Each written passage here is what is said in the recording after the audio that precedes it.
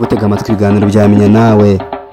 Buri mugabo wese yava amaraso, buri mugabo wese yabira ibyuya, buri mugabo wese yapfira umuryango we. Ibyo ni nabyo abasirikare bakora. Benshi bararwana, benshi bahasiga ubuzima, benshi basiga ingo zabo ndetse n'abana babo bagafata urugendo rurerure rw'iminsi myinshi itabarika kugira ngo bagere ku byo bifuza.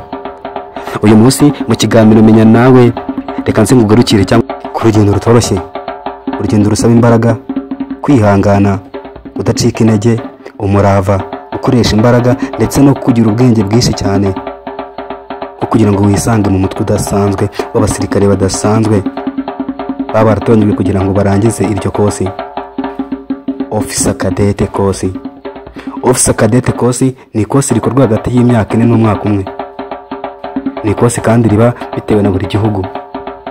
Aba batozwa kuyobora, kwigisha ndetse no gupanga urugamba. Aba kandi batozwa amayeri yose ya gisirikare, uko bafata umwanzi, uko bayobora abaturage, uko bayobora abasirikare bagenzi babo ndetse n'uko bahereza abasirikare inshingano zisanzwe mu gihe babaye abayobozi. Impamvu abangaba babyiga nuko iyo bashize igihe gitonya kitageze ku mezi 3 cyangwa umwaka umwe bazamurwa mu ntera bagahabwa irindi ranka, ariryo ranka rya Liyotona.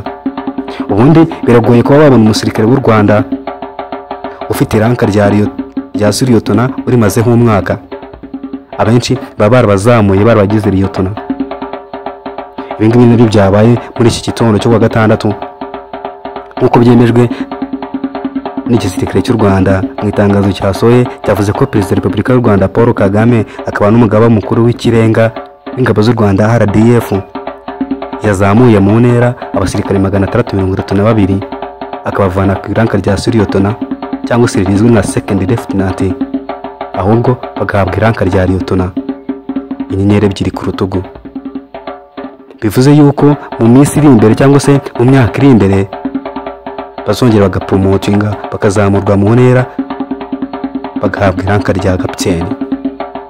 Ahangaha iyo uvuye ku iranka rya kapiteni uba uri ku cyiciro cya nyuma cyo kwitwa junior commander, ahubwo ukaba gusatira mu cyo bita senior commander, ariryo ranka rihera kuri major cyangwa se majoro.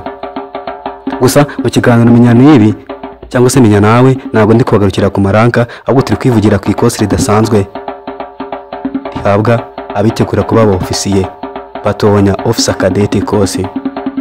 Ahangaha nkuko narimaze kubibabwira kugira ngo wisange mu yego ushaka kuba wigeze mwumva mvuga ngo ushaka gutwara imyaka 4 kugira ngo ube Officer Cadet ukagira ngo nibeshye oya rwose. Umunyeshuri cyangwa se umunyeshuri urangije amashuri yisumbuye ahita ajyanwa kwiga mu mashami atandukanye ya gisirikare aho biga imyaka 4. Bashaka kwiga mu buganga, ubwinjiniyeri ndetse n'ubundi bumenyi budasanzwe mu ikoranabuhanga. Ahangaha ibyo bidahagije abandi bajyanwa kwiga hanze mu bihugu bitandukanye. Abenshi abasirikare b'u Rwanda usanga biga mu Bwongereza, mu Burusiya, muri Israel ndetse no mu bindi bihugu bigiye bitandukanye utibagiwe Leta Zunze Ubumwe za Amerika.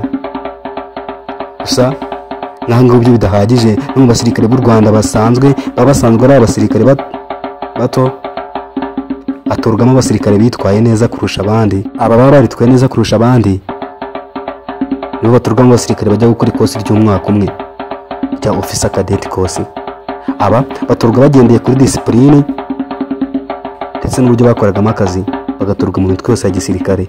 Bashaka guturuka muri Special Force, Republican Guard, Military Police, Engineering, Air Force ndetse n'izindi unit za gisirikare zitandukanye, ndetse bakamanuka bakagera no hasi ku mabatayo.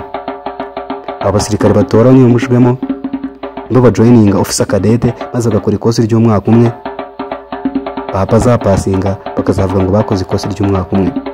Aba impamvu bakora ikosi ry'umwaka umwe akenshi basanzwe ari abasirikare. Aba basanzwe ari abasirikare bazi gukorera igihugu, kukirinda, bafite amakuru menshi kuri politike y'igihugu. Icyo basabwa bagiye guhabwa ubumenyi bwo kugira ngo abayobozi bigishwe kuyobora urugamba, bigishwe gutsinda umwanzi ndetse bigishwe n'ibindi n'ubundi bumenyi bwisumbuyeho bwa gisirikare. Reka ngushimire kwa nkurikiranye, kwa neza amatwi. kora subscribe hepfo kugira ngo ukomeze ubane nanjye mu biganiro nzagenda ngukorera. Amazina yanjye Discretion Emmanuel. Reka ngushimire ko wema koneka amatwi gukurikirana ibyo nkora.